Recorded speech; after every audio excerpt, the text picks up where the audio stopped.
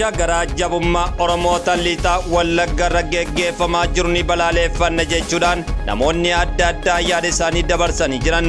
Imimmaan Haadholee fuularraa xaragachaa akkasumas immoo dargaggoota hedduu daa'imman booyan marsaalee hawaasummaa irratti mul'achaa jiru. Naasuu namooma nama gaafataa sabummaa qofaa miti nama ta'uun qofti gaadha kan jedhanis hedduudha. Taateen kun lixa Oromiyaatti kan raawwatamedha. Odeessa kana qabannee gara miidiyaa madda walaabuutiin isinii dhufnee jirra. Nu wajjin turtii gaarii isiniin jenna.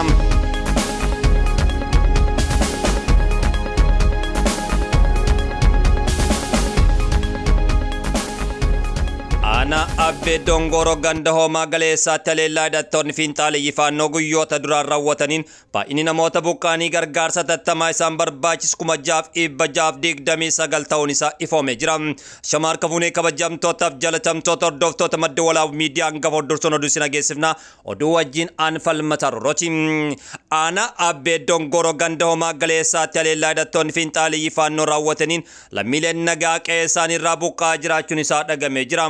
Magaalaa guddoo Oromiyaa Finfinnee keessatti agarsiifni aadaa goobee fi shinooyyee adeemsifamaa jiraachuu isaa ifoomsee jira. Mootummaan Oromiyaa daangaa Oromiyaa nageenyaa fi uummata leellaa hidhannootaan naannootiin ollaatiin irratti bobbaafamaa jiru callisee ilaaluun sirriidhaa miti jechuudhaan hawaasni Oromoo idil addunyaa komiilee isaanii dhageessanii jiran. Daangaan Oromiyaa kabachiisuun dirqama waloo keenyaati kan jedhanis hedduudha. Kuniin hangafoota oduutii gara oduu babal'inaattiin isin deebisa. Oduu wajjin aan falmataa roorooti.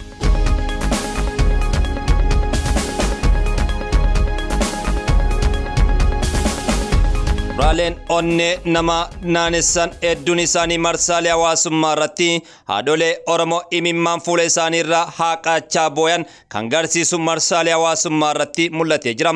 Taateen kun dhiya Oromiyaa Wallaggatti kan raawwatamee fi qeen Oromtichaa irratti gocha suukaneessaa humna fiinxaaleeyyiitiin kan raawwatame ta'uu isaa marsaalee hawaasummaa irraa dhugoomsachuu dandeenye jira. Taateen kun hanga yoomiitti itti fufaan gaafii Oromoota idil addunyaati. Oromoon qe'eessaarraa buqqifamuun qabu. Daangaan Oromiyaa kaleessa wareegama gurguddaa Oromoon itti kaffalee aarsaa lubbuu isaa fi lafeetti cabsee kanfalaa ture. Har'a imimmaan Oromoota boochisuun qabu kan jedhanis hedduudha. Kunis ta'ee sun ana abbe dongoro ganda homaa galeessaatti haleellaa hidhattoonni fiinxaaleeyyii faannoo guyyoota duraa raawwataniin baay'inni namoota buqqaanii gargaarsa tattamaa isaan barbaachisu 6,629 akka ta'e maddeen agarsiisaa jira. Communicationin aanicha akka ifoomsetti namoonni 6,629 gargaarsa namooma akka barbaadan irra deebuudhaan dhugoomsee jira. Ammallee haleellaan hidhattoota fiinxaaleeyyii faannoo gandoota aanichaa keessatti itti fufuun ibsamee jira. Godina Horroo Guduruu Wallaggaa ana abbe dongoro ganda homaa galeessaatti haleellaa fiinxaaleeyyii faannoo hagayya 23 bara 2025 raawwataniin abbootii warra 1,318 walumaa galatti jiraattonni 6,629 buqqa'uun waajjirri communicationii aanichaa ifoomsee jira. Kanneen buqqaan kunneen yeroo ammaa mana barnoota Gararroo Loomiichaa qubatanii jiran. Buqqaatota kanneen keessaa daa'imman umrii waggaa 2 gadii fi maatiin qabne walii galatti 362 akka keessatti argamanis ragaan ogeessota fayyaa aanichaa fi koreen sadarkaa aanaatti hundaa'ee arga kallattinaan ifoomsee jira. Buqqaatota ganda homaa galeessaa keessaa manguddoonni fi dubartoonni ulfaa walumatti 220 akka ta'anii fi dubartoonni 2 bakka qubatanii jiranitti akka daanis ibsamee jira. Gochoonni suukaneessaan ilmaan Oromoo irratti geggeeffame kun qe'ee Oromtichaa lafa Oromoo fi Oromiyaa keessatti jedhu.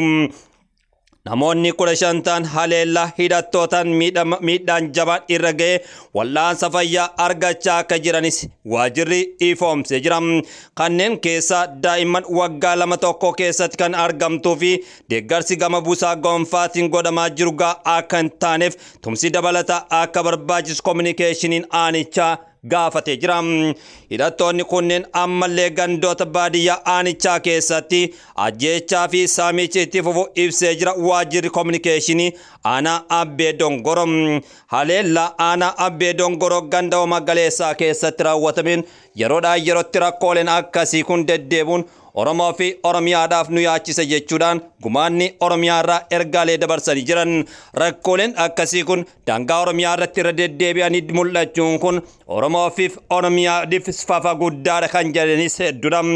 Imimmaan haadholee fuularratti argatan kun nu yaachisuu qaba jechuudhaan namoonni adda addaas yaada isaanii dabarsanii jiran. Oromiyaa kaleessa siif wareegamne aarsaa gurguddaa kan fallee Oromoo fi Oromiyaadhaaf kaabaa kibbaa baadiyyaa jiddu galeessaa Oromiyaan biyya Oromiyaan tanteenya maastar pilaanii keessatti warraaqsa geggeeffamaa turan keessaa qeen Oromiyaa kabajamuu qabaan isa tokkodha. Kaleessa itti wareegamne Oromoo fi Oromiyaadhaaf lubbuu aarsaa kafalaa turre har'a maaliif ajjeefamna maaf qeerraa buqqaanaan gaafii Oromoo waliigalaati.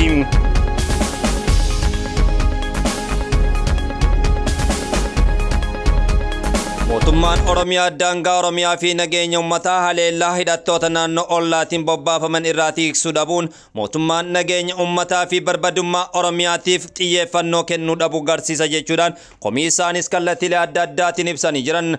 Warreen yaada isaanii miidiyaa hawaasaa irratti barreessan waggoota torba darban naannoo daangaa uummanni keenya gidiraa hamaa argee jira jechuudhaan yaada isaanii dabarsanii jiran. Namni Tamaam Eebbisoo jedhamu yaada isaa barreesseen harki mootummaan naannoo Oromiyaa inni furdaan suni daangaa Oromiyaa maafiin kabachiisne jechuudhaan kallattiidhaanis gaafatanii jiran. Burtukaan Laataan namni jedhamtu immoo yaada barreesseen nama dhukkuba nama itti iyyinuu hin qabnu yaa Waaqayyo lammii kanaaf birmadhu jechuudhaan marsaalee hawaasummaa ishee irratti Waaqaatti ergaa dabarfattee jirti.